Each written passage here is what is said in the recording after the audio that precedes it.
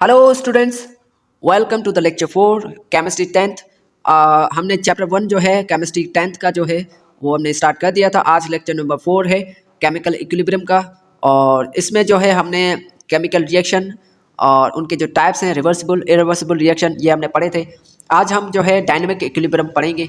Dynamic equilibrium क्या होता है, ठीक है, और इनका जो ग्राफ है वो ग्राफ भी हम समझेंगे। तो सबसे पहले डायनेमिक डायनेमिक का आपको पता होना चाहिए। डायनेमिक का मतलब होता है मोशन। डायनेमिक का मतलब क्या होता है? मोशन। यानी कि इक्विलिब्रियम जो बन रहा है वो जो रिएक्शन है वो मोशन में है। जब रिएक्शन मोशन में है तभी जो इक्विलिब्रियम बन रहा है तो उसे हम कहते हैं डायनेमिक इक्विलिब्रियम। ठीक है, वो इक्विलिब्रियम जो रिएक्शन में इक्विलिब्रियम बन रहा है वो तब इक्विलिब्रियम बन रहा है जब क्या है, रिएक्शन मोशन में है। यानी कि रिएक्शन रिएक्टेंट से प्रोडक्ट की तरफ जा रहा है या प्रोडक्ट से रिएक्टेंट की तरफ आ रहा है। तो रिएक्शन जब मोशन में है उस टाइम जो इक्विलिब्रियम बनेगा उसे हम डायनेमिक इक्विलिब्रियम कहेंगे। ठीक है स्टूडेंट, अब यहाँ पे क्या कह रहा है, डेफिनेशन क्या कहती है, स्टेटमेंट क्या कहती है? It is a state in reversible reaction. अब यहाँ पे क्या कह रहा है, डायनेमिक इक्विलिब्रियम हमेशा रिवर्सिबल रिएक्शन में होगा। ठीक है, यानी कि डायनेमिक इक्विलिब्रियम हमेशा इक्विलिब्रियम जो बनेगा वो रिवर्सिबल रिएक्शन में बनेगा।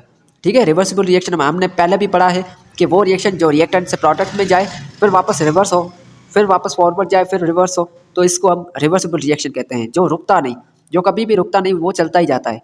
उसके बाद क्या क्या कह रहा है कि it is a state in reversible reaction where the forward and backward reaction occur at the same rate. यानी कि क्या कह रहा है कि वो रिएक्शन, रिवर्सिबल रिएक्शन, जिस रिएक्शन में जो है फॉरवर्ड और बैकवर्ड रिएक्शन, इन ये दोनों जो है ये सेम रेट पे हो। सेम रेट पे यानी कि दोनों की चेंजेस जो हैं वो सेम हो। यानी कि रेट का मतलब क्या है यहाँ पे, रेट यानी कि एक सेकेंड में, यानी कि एक सेकेंड में कितना जो है रिएक्टेंट प्रोडक्ट में कन्वर्ट हो रहा है उसे हम कहते हैं रेट। रेट यानी कि एक सेकेंड में यानी कि रिएक्टेंट कितना प्रोडक्ट में कन्वर्ट हो रहा है उसे हम फॉरवर्ड कहते हैं। ठीक है, रेट ऑफ फॉरवर्ड रिएक्शन। और रेट ऑफ बैकवर्ड रिएक्शन भी मैंने आपको पहले ही समझाया कि यानी कि एक सेकंड में कितना रिएक्शन बैक जा रहा है, कितना रिवर्स हो रहा है, उसे हम कहते हैं रेट ऑफ बैकवर्ड रिएक्शन। तो यहाँ पे कह रहा है कि जो रेट ऑफ फॉरवर्ड रिएक्शन और रेट ऑफ बैकवर्ड रिएक्शन दोनों जब सेम हो, दोनों जब इक्वल हो, तो उसे हम कहते हैं जो डायनेमिक इक्विलिब्रियम, उसे हम क्या कहते हैं, डायनेमिक इक्विलिब्रियम।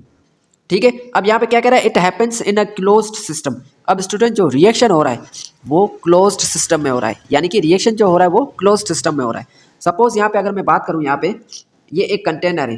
ठीक है, इस कंटेनर में जो रिएक्शन हो रहा है, यानी कि जो मैंने दो केमिकल्स मिलाए हैं, अगर मैं दो केमिकल्स को इस कंटेनर में मिला रहा हूँ, जो रिएक्शन हो रहा है, तो यहाँ पे जो ऊपर से सिस्टम है, इस कंटेनर का जो ऊपर से सिस्टम है, इसको मैंने क्या किया है, कवर कर दिया है, मैंने इसको क्लोज कर दिया है। यानी कि सिस्टम क्लोज होना चाहिए। अगर ये दोनों केमिकल मिलने के बाद जो हमें प्रोडक्ट मिलता है, अगर ये सिस्टम अगर खुला हुआ है, ये सिस्टम अगर बंद नहीं है, तो जो मैंने केमिकल मिलाए हैं उनका जो प्रोडक्ट बनेगा वो क्या होगा, वो एटमॉस्फेयर में उड़ जाएगा। यानी कि वो एटमॉस्फेयर में, एयर में मिक्स होके बाहर चला जाएगा। तो वो जो प्रोडक्ट है वो हमें मिल नहीं पाएगा, यानी कि प्रॉपर जो प्रोडक्ट है वो हमें मिल नहीं पाएगा। ठीक है, इसलिए जो है सिस्टम को इसने क्या कहा है कि इक्विलिब्रियम तभी बनेगा जब सिस्टम क्या होना चाहिए, क्लोज होना चाहिए। ठीक है, तो चलिए, आई होप आपको ये समझ में आ गया होगा। चलिए अब ग्राफ के बारे में समझते हैं। अगर आपको कोई भी क्वेश्चन हो स्टूडेंट, आप पर्सनली व्हाट्सएप पे पूछ सकते हैं। अभी तक किसी भी स्टूडेंट ने कोई क्वेश्चन नहीं पूछा है। मुझे लगता है या आपको समझ में आ रहा है या बिल्कुल भी समझ में नहीं आ रहा है आपको। ठीक है, तो ये कोशिश करें काइंडली, आप अगर कोई क्वेश्चन हो तो पूछ सकते हैं। ठीक है, उसके बाद हमारे पास है ग्राफ। अब यहाँ पे देखें student, graph of dynamic equilibrium. इसमें ग्राफ में हमारे पास दो चीज़ें हैं। ठीक है, X axis is an independent which shows the time. एक एक्स एक्सिस है यहाँ पे, ग्राफ में देखें यहाँ पे ये एक एक्स एक्सिस है जो है जो टाइम को शो करता है। जो किसको शो करता है? एक्स एक्सिस टाइम को शो करता है। और दूसरा हमारे पास है Y axis, vertical column. Y axis जो है वो कंसंट्रेशन को शो करता है, यानी कि कितना जो है रिएक्टेंट जो है कंज्यूम हो रहा है और कितना प्रोडक्ट बन रहा है, यानी कि कितना रिएक्टेंट प्रोडक्ट में कन्वर्ट हो रहा है। ठीक है, तो जो है एक्स एक्सिस स्टूडेंट क्या है, एक्स एक्सिस जो है वो इंडिपेंडेंट है, यानी कि ये टाइम जो है किसी पे डिपेंड नहीं करता। टाइम चलता ही जाता है, टाइम किसी पे डिपेंड नहीं करता। लेकिन जो है रिएक्टेंट और प्रोडक्ट, ये जो कंसंट्रेशन है, जो वाई एक्सिस है वो डिपेंडेंट है। वो डिपेंड किस पे कर रहा है? वो टाइम पे डिपेंड कर रहा है। ठीक है, तो वाई एक्सिस जो है वो डिपेंड करता है टाइम पे, वो डिपेंडेंट है। लेकिन जो एक्स एक्सिस है वो इंडिपेंडेंट है, यानी कि वो किसी पे डिपेंड नहीं करता। ठीक है, और यहाँ पे मैंने वही चीज़ वहाँ पे समझाई है कि y axis is a dependent which shows the concentration of reactant and product, यानी कि y एक्सिस पे जो कंसंट्रेशन है, जो वैल्यू दी गई है ग्राफ की, वो प्रोडक्ट और रिएक्टेंट की वैल्यू को शो करता है, ठीक है, यानी कि रिएक्टेंट और प्रोडक्ट की जो कंसंट्रेशन है उसको शो करता है। अब स्टूडेंट यहाँ पे देखें ग्राफ में, अगर मैं आपको समझाऊँ, यहाँ पे देखें ये हमारे पास ये जो लाइन है, ये लाइन है प्रोडक्ट, ये क्या है प्रोडक्ट, और ये जो है ये क्या है रिएक्टेंट। अब इसमें स्टूडेंट क्या होता है, यहाँ पे रिएक्टेंट ऊपर से नीचे आ रहा है, यानी कि रिएक्टेंट पहले क्या है, सपोज रिएक्टेंट 60% है, प्रोडक्ट क्या है 0% है, प्रोडक्ट क्या है 0%। जब 60% जो कंसंट्रेशन है 60 मोल पर डेसीमीटर क्यूब, कंसंट्रेशन को हम किसमें मैयर करते हैं, मोल पर डेसीमीटर क्यूब, तो यानी कि 60 मोल पर डेसीमीटर क्यूब अभी जो है रिएक्टेंट है। अब जब ये 60 मोल पर डेसीमीटर क्यूब ये कंज्यूम होगा, ये यानी कि खत्म होगा, ये कम होता जाएगा और यहाँ पे प्रोडक्ट बनता जाएगा, ठीक है, यहाँ पे रिएक्टेंट कम होता जाएगा, प्रोडक्ट बनता जाएगा। अब एक ऐसा पॉइंट आएगा जब दोनों सेम होंगे, जब दोनों की कंसंट्रेशन सेम होगी, वहाँ पे ये क्या होगा, यहाँ पे ये इक्विलिब्रियम होगा, यहाँ पे ये केमिकल इक्विलिब्रियम होगा। अब उसके बाद फिर यहाँ पे ये प्रोडक्ट बनता जाएगा और रिएक्टेंट कम होता जाएगा। एक ऐसा पॉइंट आएगा, यहाँ पे देखें स्टूडेंट, ये जो लाइन मैंने ड्रॉ की है, इस लाइन के बाद यहाँ पे देखें एक ऐसा टाइम आएगा जहाँ पे प्रोडक्ट और रिएक्टेंट दोनों की कंसंट्रेशन सेम हो जाएगी, दोनों की कंसंट्रेशन जो है सेम नहीं बल्कि दोनों की कंसंट्रेशन जो है वो कांस्टेंट हो जाएगी, कांस्टेंट, दोनों की कंसंट्रेशन क्या हो जाएगी, कांस्टेंट हो जाएगी।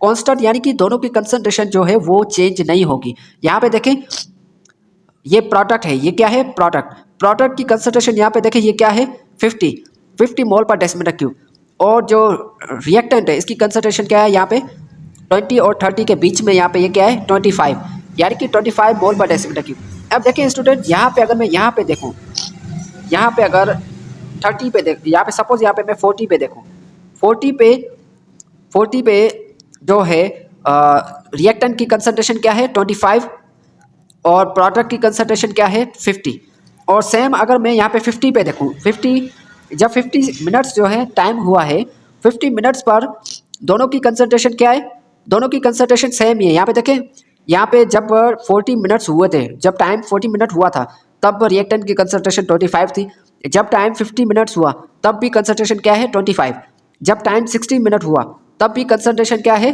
25, यानी कि रिएक्टेंट और प्रोडक्ट टाइम चेंज हो रहा है, टाइम बढ़ता जा रहा है, लेकिन कंसंट्रेशन दोनों की रुक गई है, दोनों की कंसंट्रेशन एक जगह रुक गई है, दोनों की कंसंट्रेशन क्या हो गई है, कांस्टेंट हो गई है। तो इस कंसंट्रेशन को हम क्या कहेंगे, इस पॉइंट को हम क्या कहेंगे, डायनामिक इक्विलिब्रियम, यानी कि एक पॉइंट के बाद दोनों की कंसंट्रेशन कांस्टेंट हो जाए, दोनों की कंसंट्रेशन जो है वो चेंज ना हो पाए, टाइम चलता जा रहा है, टाइम चेंज हो रहा है लेकिन कंसंट्रेशन जो है वो कांस्टेंट है, कंसंट्रेशन चेंज नहीं हो रही, तो उसे हम डायनामिक इक्विलिब्रियम कहेंगे, ठीक है। आई होप आपको ये क्लियर हो गया होगा। अगर आपको मजीद क्वेश्चन है तो आप मुझे व्हाट्सएप पे पर्सनली आप मुझे मैसेज करें, तो ज़्यादा मैं जो है आपको इसको फिर और मज़ीद इसको क्लियर करूँगा।